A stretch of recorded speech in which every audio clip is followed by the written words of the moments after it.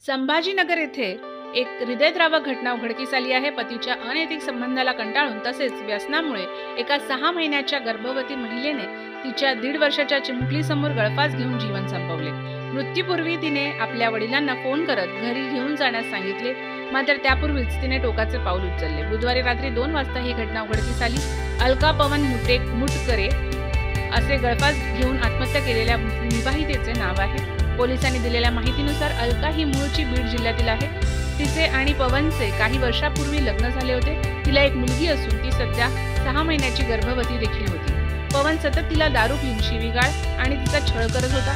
सासरची मंडळी देखील तिचा छळ करत होते। त्यात पवनचे विवाहबाह्य संबंध होते।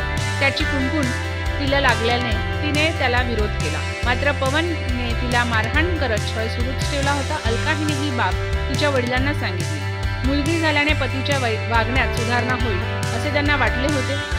2021 मध्ये पवनने सासरच्यांना 2 लाख रुपयांची मागणी केली। मुलीला त्रास नको म्हणून अलका यांचे वडील प्रभाकर ढेंबरे यांनी हात उसने घेऊन पैसे दिले, मात्र पवनचा त्रास कमी झाला नाही। त्याला कंटाळून अलका माहेरी निघून गेली। नातेवाईकांच्या मध्यस्थीनंतर पवनने विवाहबाह्य संबंध बंद करून त्रास न देण्याचे आश्वासन दिले। त्या अटीवरच प्रभाकर यांनी मुलीला पुन्हा सासरी पाठवले होते।